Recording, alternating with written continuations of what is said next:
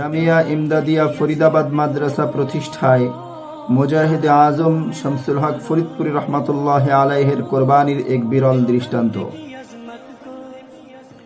ফরিদাবাদ মাদ্রাসা প্রতিষ্ঠার গোড়ায় এক অলৌকিক কোরবানির নমুনা নিহিত রয়েছে। কলকাতার বিখ্যাত দিনদার ব্যবসায়ী ওয়াসিল মোল্লা সাহেব সদর সাহেব হুজুর রহমাতুল্লাহ আলাইহির একজন বিশিষ্ট বন্ধু ছিলেন। পাকিস্তান প্রতিষ্ঠার পর মোল্লা সাহেবের ছেলে জনাব আলহাজ কবির উদ্দিন মোল্লা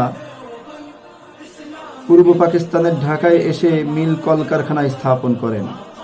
হুজুর তাকে মোল্লা সাহেবের ছেলে হিসেবে বেশ স্নেহ ও আদর করতেন। তিনি হুজুরের কাছে প্রায় যাওয়া আসা করতেন। একবার হুজুর সংবাদ পেলেন কবির মোল্লা সাহেব কাঁচা পয়সার চিন্তায় ফরিদাবাদ এলাকায় 5.5 বিঘা জমি খরিদ করে সেখানে সিনেমা হল করার পরিকল্পনা করেছেন।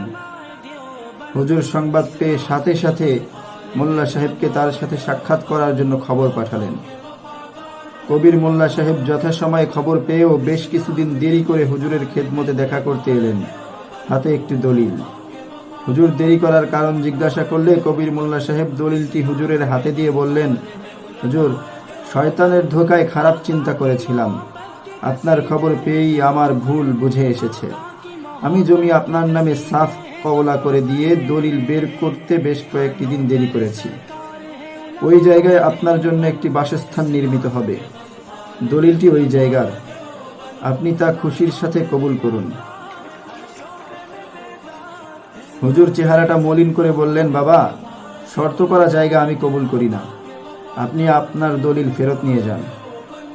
কবির মোল্লা সাহেব হতাশ হয়ে হুজুরের পায়ে উপর হয়ে পড়ে হাউমাউ করে কেঁদে ফেললেন এবং কি হলে হুজুর তা কবুল করবেন তা জিজ্ঞাসা করলেন। হুজুর বললেন, কোনো শর্ত না হলে আমি কবুল করতে পারি। ওইখানে আমরা যা খুশি তাই করব, এই শর্তে কবুল করতে পারি। কবির মোল্লা সাহেব খুশি হয়ে হুজুরের কথায় রাজি হয়ে গেলেন। হুজুর তার পরের দিনই হজরত হাফিজি হুজুর রহমাতুল্লাহ আলাইহিকে মোহতামিম করে ওই স্থানে মাদ্রাসা চালু করে দিলেন এবং জনাব আব্দুল আজিজ মরহুম মোমেন মোটর কোম্পানিকে বলে চতুর্দিকে দালানের জায়গা বাদ রেখে টিনের ঘরের ব্যবস্থা করতে বললেন এবং পশ্চিমে একটা বড় আকারের মসজিদ করে দেওয়ার কথা বলে দিলেন। অল্প দিনের মধ্যেই মাদ্রাসা চালু হয়ে গেল। হুজুরের ইচ্ছা ছিল তাড়াতাড়ি ওই এলাকায় একটি দাওরায়ে হাদিস মাদ্রাসা প্রতিষ্ঠা করা। এর জন্য হযরত হাফিজি হুজুরের মতো মুরব্বীকে কষ্ট না দিয়ে হুজুরের সবচেয়ে বড় সমালোচনাকারী যোগ্য আলেম হযরত মাওলানা বজলুর রহমান সাহেব, তিনি তখন আশরাফুল উলুম থেকে বেরিয়ে এসেছেন।